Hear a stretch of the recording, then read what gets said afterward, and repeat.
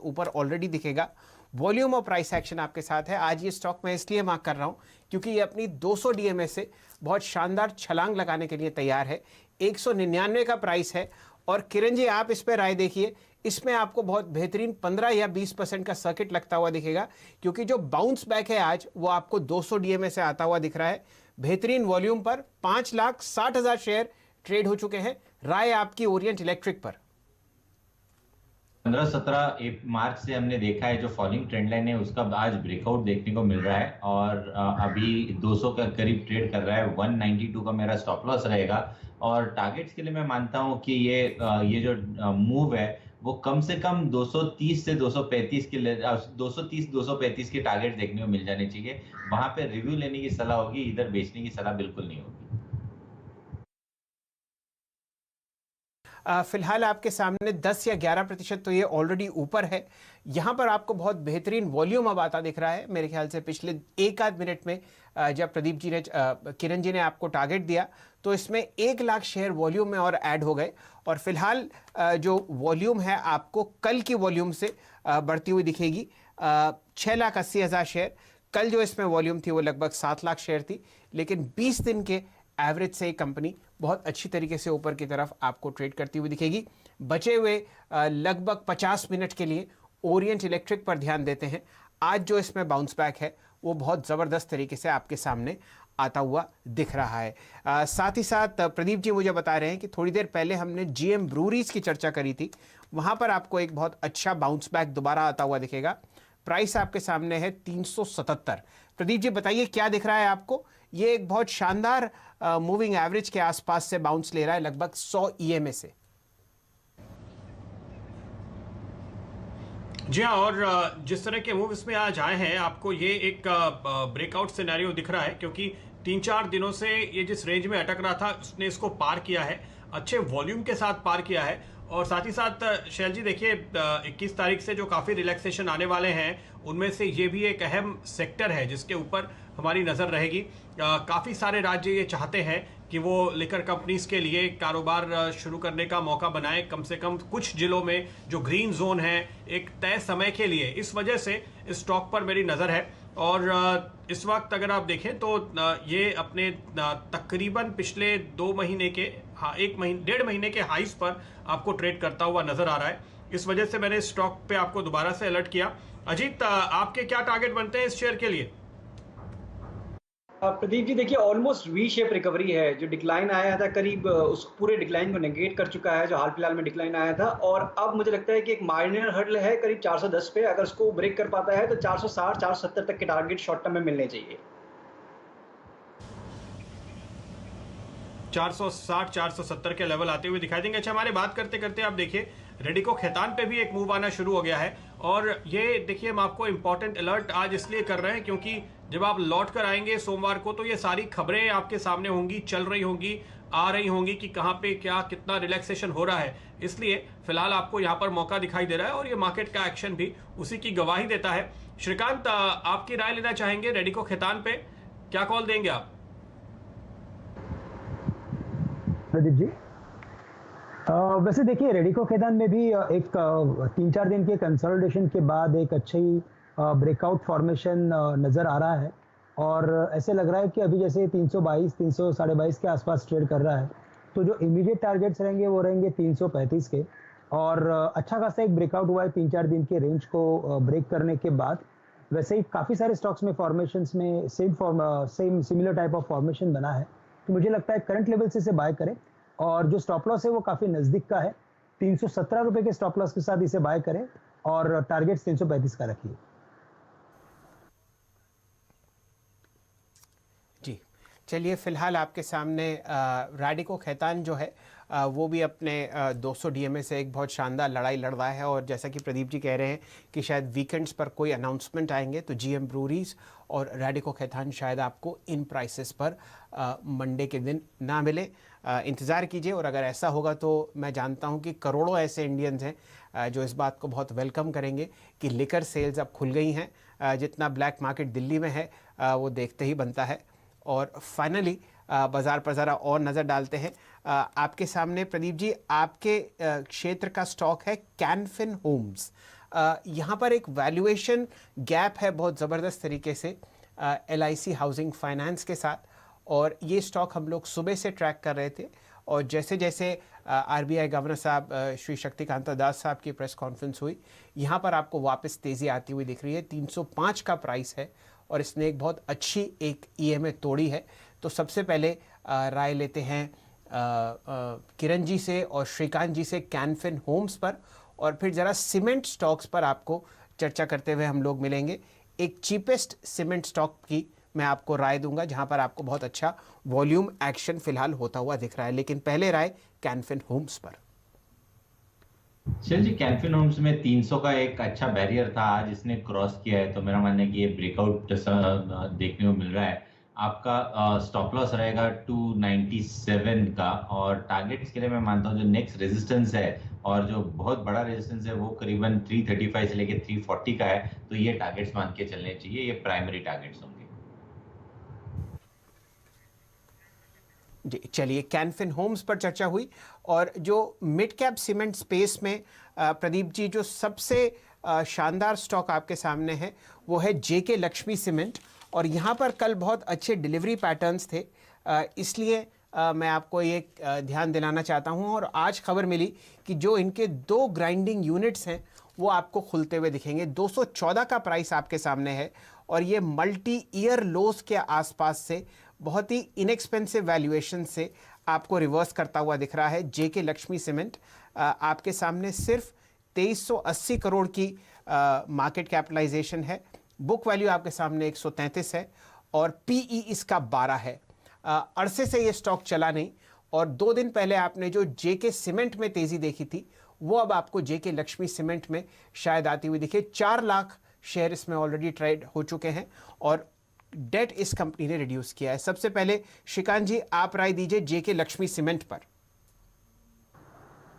शैल जी देखिए, वैसे JK cement 380-390 के करीब ये ट्रेड कर रहा था, वहां से लगातार गिरते हुए वो 180-190 के करीब गिरा हुआ है, और उसके बाद जब हमें इसमें एक रिकवरी देखने मिलती है तो हम ऐसे बोल सकते हैं कि एक डेड कैट बाउंस है, क्योंकि ओवरऑल सीमेंट स्पेस में काफी अच्छी तेजी बनी है। तो मुझे लगता है कि यस, यहाँ से इसका जो रिबाउंड रहेगा वो उतना ही इक्वली स्ट्रांग रहेगा, क्योंकि काफी जोर से गिरा है स्टॉक। 222 के करीब ट्रेड कर रहा है, 230 और 235 ये 2 उसके टारगेट्स इमीडिएट बेसिस पे आ रहे हैं। चूंकि ये काफी बड़ा फॉल था तो एक पुल बैक रैली रहेगी, और इसी वजह से मुझे लगता है अगर ट्रेडिंग बेट्स लेनी है, और जैसे मार्केट 9200 के करीब आ चुका है, तो यहाँ पे जैसे आप वैल्यू स्टॉक सर्च कर रहे हो उन्हीं में एक्शन देखने मिलेगी, ऐसा मुझे भी लग रहा है। तो करंट लेवल से इसे बाय करें, 223 की प्राइस चल रही है, 218 रुपए का स्टॉप लॉस रखें, और टारगेट्स रहेंगे 230 और 235 के।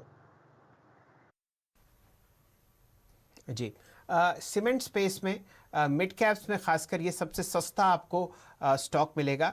सिर्फ 2300 करोड़ की इसमें मार्केट कैपिटलाइजेशन है, और ये 11 के PE पे चल रहा है। जो भी इसके और राइवल्स या पेयर्स हैं, हैडलबर्ग वहाँ का आप PE देख लीजिए 13 है, JK सीमेंट्स का PE 18 है, ACC का 16, अंबुजा सीमेंट का 16।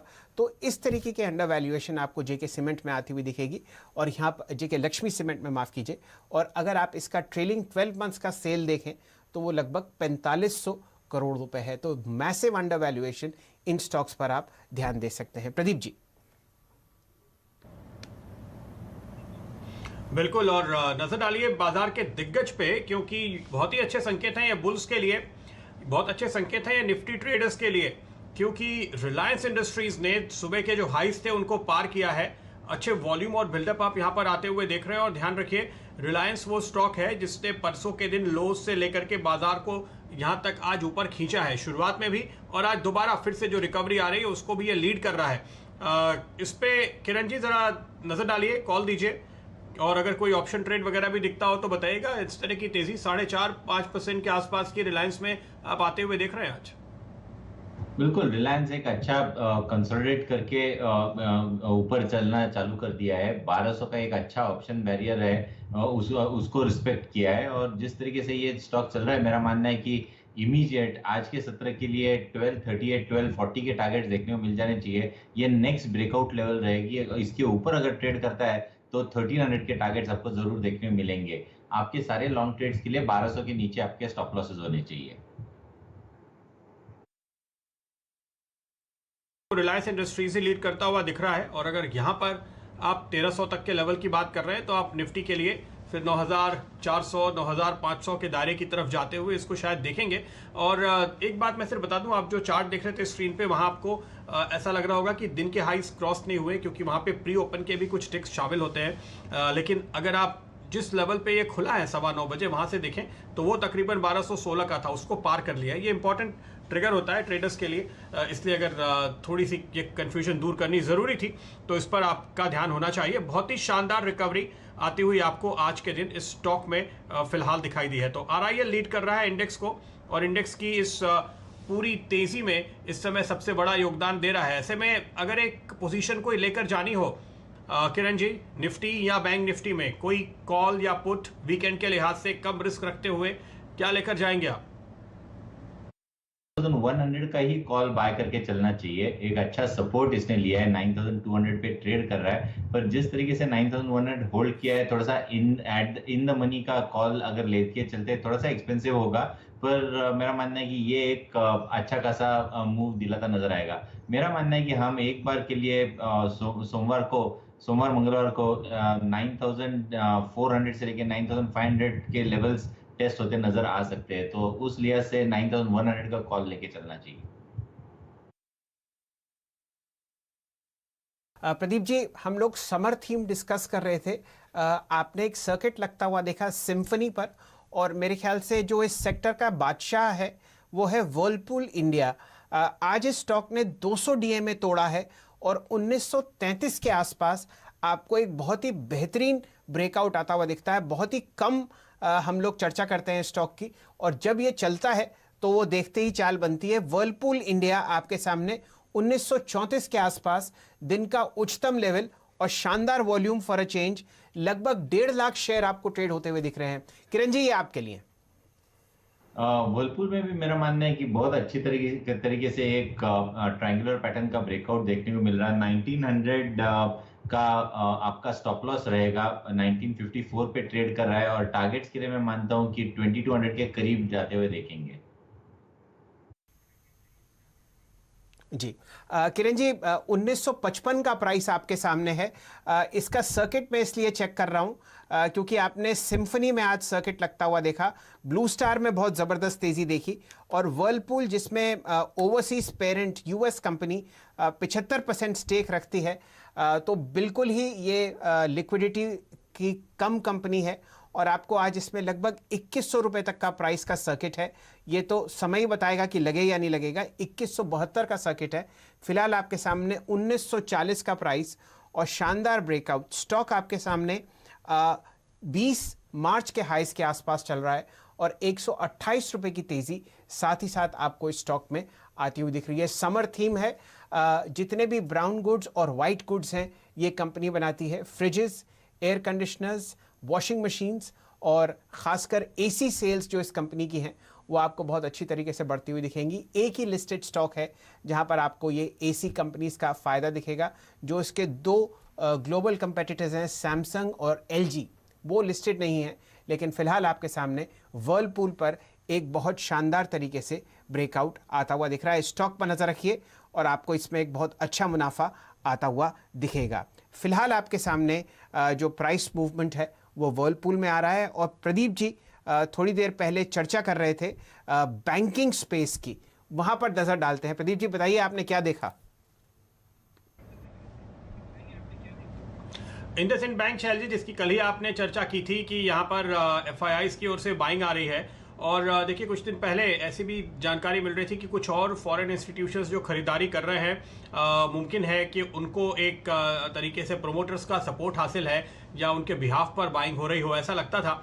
और एक जो खास बात है फंडामेंटली, ये तो सारी बातें हैं, खबरें हैं, संकेत हैं, टेक्निकल्स हैं, लेकिन आप देखिए इंडसइंड बैंक का बड़ा एक्सपोजर है NBFCs को, और उसकी जो पिटाई हुई थी उसके पीछे यही बड़ी वजह थी। और आज जिस तरह से RBI ने पॉलिसी सामने रखी है, 50,000 करोड़ जो बैंक्स को मिलेंगे LTRO में, TLTRO में, वो उन्हें NBFCs को पास ऑन करने हैं 1 महीने के अंदर।